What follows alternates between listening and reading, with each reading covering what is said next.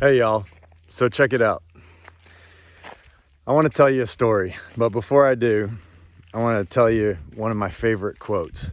And it's from a John O'Donohue book, and he says, "It's strange to be here. The mystery never leaves us." And a couple months ago, I went on a motorcycle ride with my buddy Torgay, and Torgay was leaving that morning, and so we got up super early and went up the coast and just took in a beautiful beach and everything. And then he jumped on a plane, and I was left with the motorcycle. Well, not quite a motorcycle. It's kind of like a motorcycle scooter thing. It was way too small for me. But I didn't want to waste the rest of the rental day, and so I just headed the opposite way out of town. And about 10-15 kilometers outside of town, I turned left, or I guess I jumped on an overpass and headed up into the hills. And as I was heading up into the hills, I saw a Mexican gentleman, literally in a sombrero. It doesn't get any better than that. Just kind of taking in the vista. He was standing on an overpass, overlooking the hills and the ocean in the background, and he was just taking in beauty. And something in that moment called to me.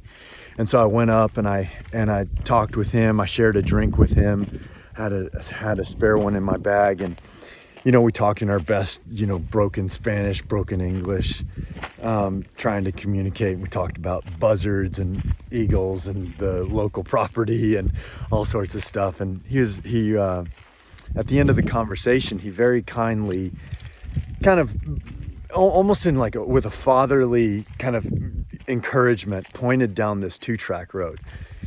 And he said, "Go down there." At least I think that's what he said.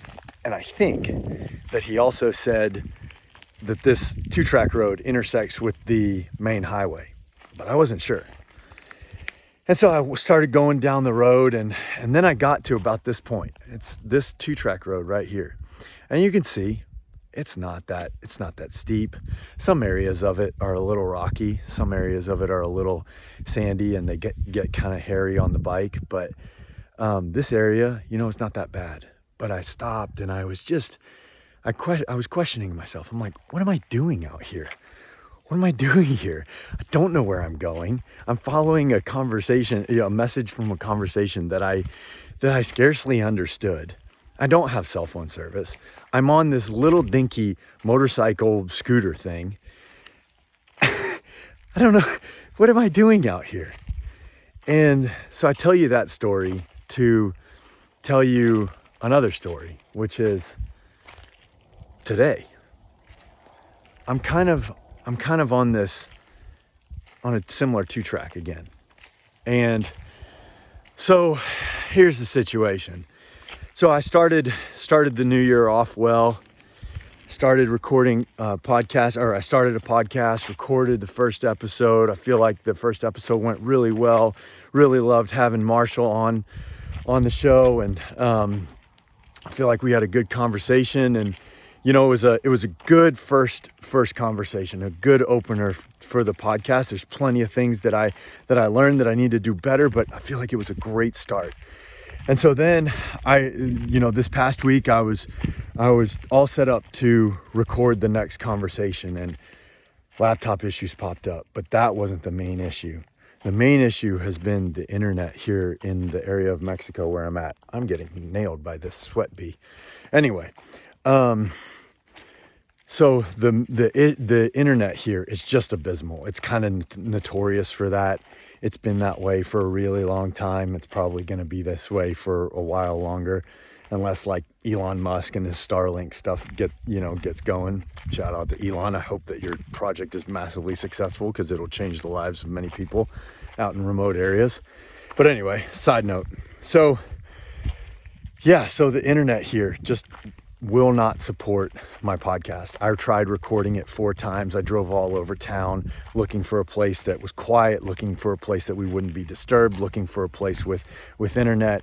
And the internet is here, but it's not stable enough to support long form, sustained conversations. And so, basically I have to leave, and I don't know what to do next. I'm kind of standing on the road. I don't know what I'm doing. I don't know where I'm going. And it's kind of difficult, to be honest. I've talked with friends here in Mexico about where else in Mexico I can go. I've been looking up flights, to other areas of the world. Thanks to Corona, there are areas that I don't want to go because I really value being free. I really value living my life as a human being. And it's been really hard. And so anyway, I say all that to say, I think I'm gonna push all of the podcasts that I've got scheduled, and I've got some great ones scheduled. I've got a UFC fighter and striking coach. I've got an Army Special Forces guy turned like psychedelics dude. I'm trying to bring healing through psychedelics. I've got a rehab doctor. I've got who else? I've got a bunch of really good ones, and I'm excited to bring those. But I want to do this well. I want to have great conversations with people, and I have to have the infrastructure around me to support that. And so, part of you may be looking at me going, well, you left the United States and this is kind of part and parcel of it. Fair point. But there are other areas of the world where there's consistent, stable, reliable internet. And I know that they're not just in the United States. And so I'm going to go look for them. And so I think what I'm going to do is I'm going to push off all my podcasts until I find one of those spots. But now that leaves me in a predicament. How do I go? How do I get to this next spot? How do I find it? And I think I'm going to try something crazy. So when I was in boarding school in Zambia, there were a couple dudes that came by our school on motorcycles, and they were motorcycling all over Africa. It was really cool. They were motorcycling all over Africa. And actually, I think one of them was my buddy Daniel's, I think it was his cousin or something like that. Anyway, that kind of gave me an idea. And then when I was in college, I actually got two guys that I think were going to come with me too. And we were going to do like the 10,000 mile Cape Town to Cairo trip. And then, but being college students and being broke, I didn't have the money to do it. So I could never do it. But to be honest with you, Cape Town to Cairo is going to be a lot easier than doing South America. Because at least for me, I'm kind of familiar with Africa's patterns. Not to generalize, it's very different. It can always surprise you. But I'm more comfortable there. I grew up there.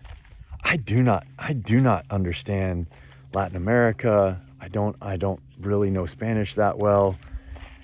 And I don't know the culture. I don't know the way of life down here. And so what I'm thinking I'm going to do, I'm thinking that I'm going to take the not so common path, the dusty 2-track road. It's pretty rocky, pretty dangerous.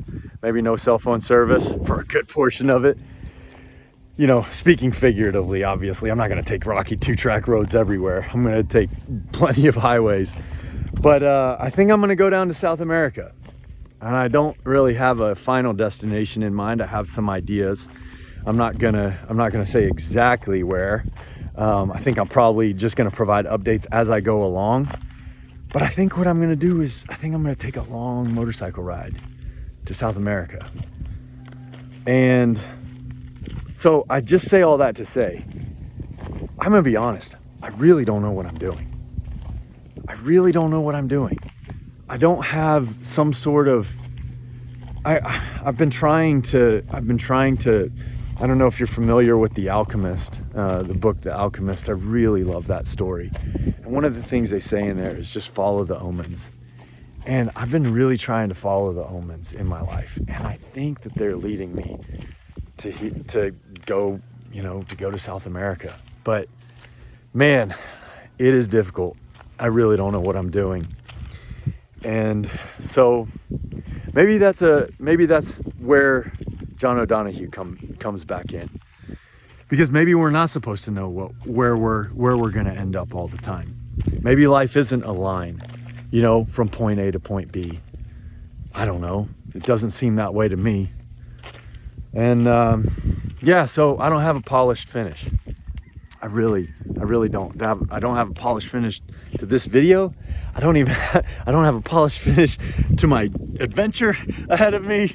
I don't have a polished finish to much of anything at all. But I'm following my heart here, following the omens. And I think that they're leading me to take a motorcycle ride. I have no idea if I'm gonna get killed. I have no idea if I'm gonna run into some, some drug lords or mercenaries, or I'm gonna end up in a bar ditch, from a blowout on my bike. I don't know. I really don't know. But I think this is where John O'Donohue comes back in, because it is strange to be here. I don't think the mystery should ever leave us.